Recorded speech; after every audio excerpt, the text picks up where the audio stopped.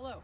Today I'm setting T-posts in my garden to trellis things like indeterminate tomatoes, maybe to add some trellis netting to trellis cucumbers and sweet potatoes, but this is a pretty similar process for each.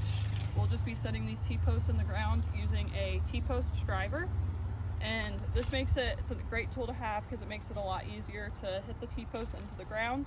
So when I'm setting T-posts, I like to start from at least 6 inches from the edge of my garden bed. And when I'm setting things for T-posts for like cucumbers and maybe tomatoes, I like to be at least a foot out. Can you see my foot? Kinda. Yep. I like to be at least a foot out from the edge of my garden bed, and if not, a foot and a half. But this will allow you, setting these T-posts in the ground will allow you to trellis things like your tomatoes, cucumbers, pole beans, sweet potatoes, things like that that might need trellising. So we'll walk through that. So after I've set my first T-post in about 6 inches from the edge of my garden bed, I like to set the next T-post about 5 feet from the first T-post. So using my tape measure, I'm gonna get to about 5 feet. I'm gonna check that it's in line with my other T-post. You'll notice that T-posts have little grooves on one side. I also like to make sure that my grooves are all facing the same direction. So after I've got my T-post, the base of it in place, I'm gonna lean it forward a little bit and put the T-post driver on top. And then using my full body, I am going to move the T-post into the ground.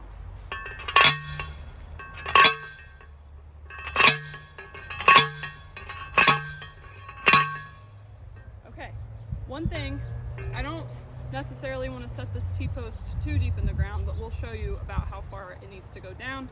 At the bottom of the T-post, there's a little plate here, so I only really want to press the T-post down where the top of the teeth of this plate are no longer showing. So I'm going to do that.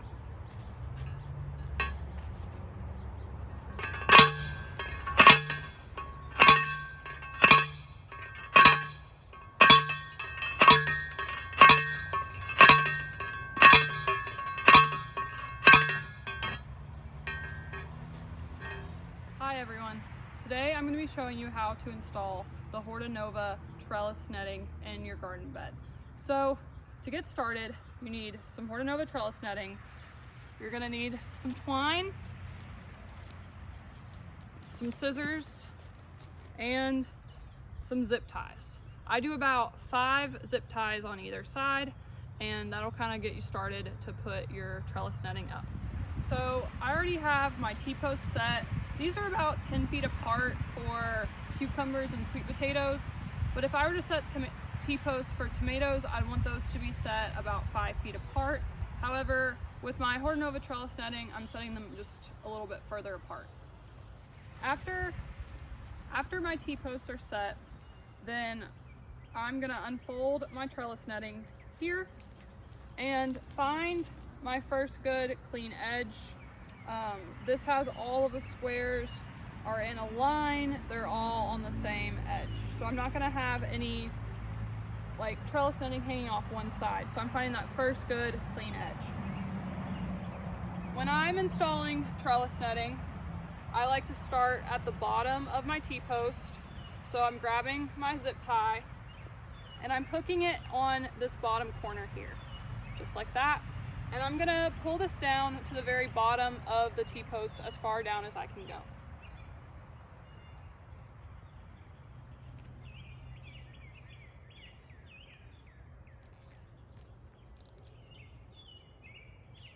So that is secured here. Now I'm gonna untangle this a little bit and work my way upwards. So, like I said, I'm hooking this corner here and I'm catching the teeth of the T-post to kind of help that zip tie stay in place.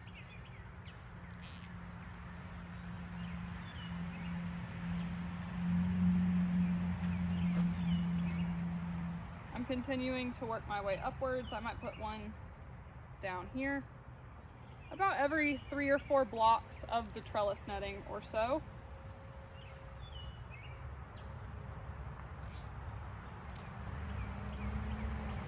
that nice and tight on the zip tie.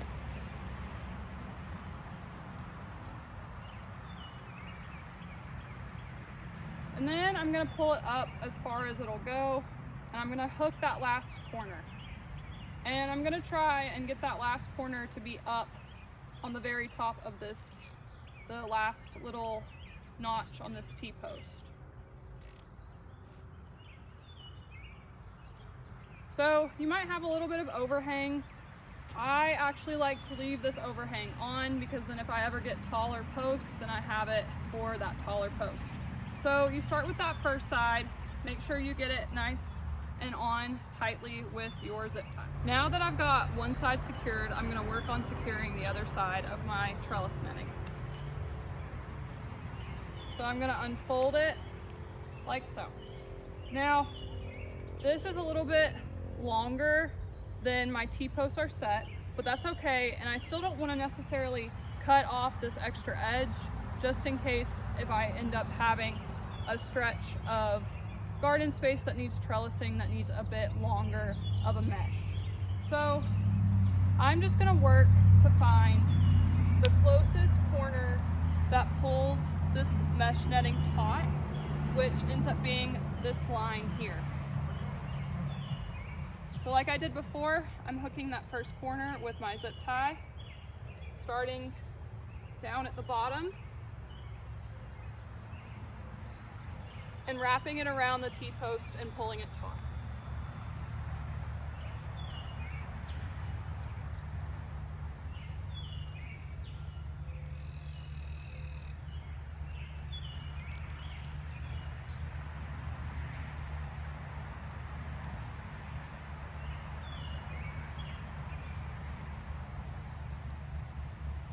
I'm still working to pull the rest of this mesh netting a little bit taut.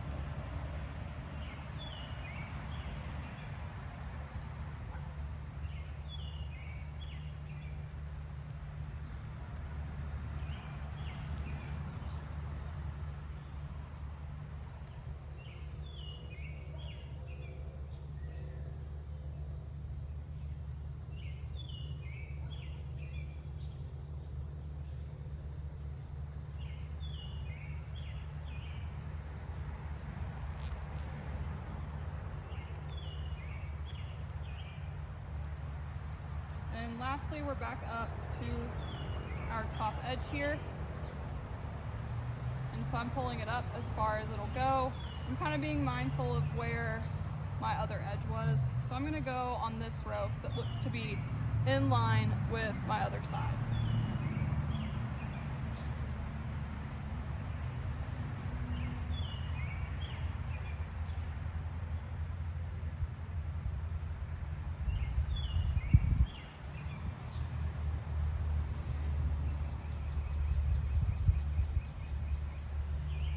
All right, so I've got my zip ties in place.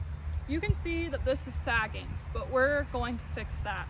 These zip ties are mostly just for helping the mesh stay on in a horizontal length, but we're gonna figure out, I'm gonna show you how to make sure to bring this up so it's not sagging as much. To prevent this mesh from sagging, you will need some twine.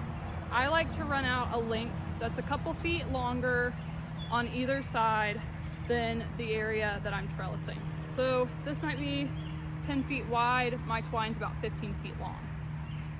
Starting on this side here where we have our first corner, I'm gonna tie some twine here, and then I'm gonna wrap it around a few times to give it some tension.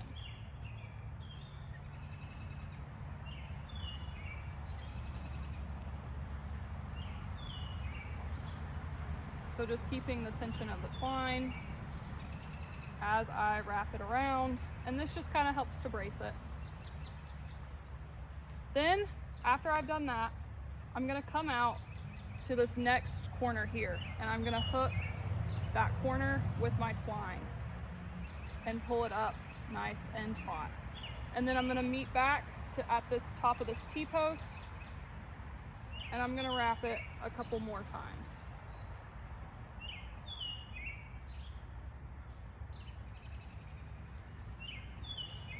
This just to kind of still helps to kind of give some more tension. After I've done that, then I'm gonna weave my twine through this mesh netting all the way down to the end and repeat this same process and tie off the twine.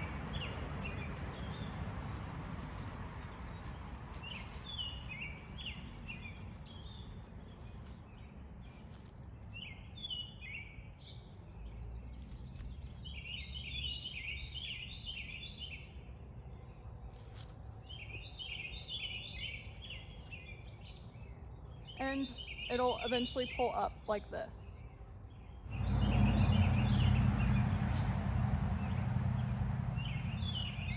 So I'm just going over and under.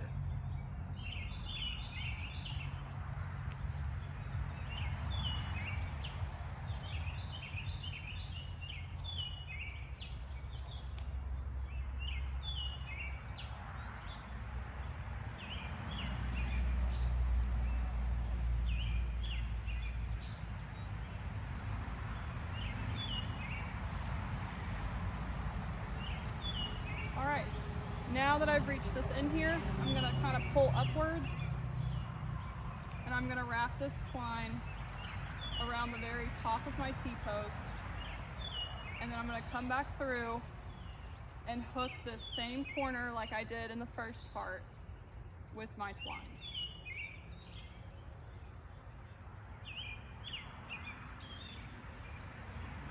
And then I'll come back through one more time and wrap it around this T-post. And then you can see on the back of your T-post, your twine's right there. So that's where I'm just gonna tie my knot around the back side of the T-post.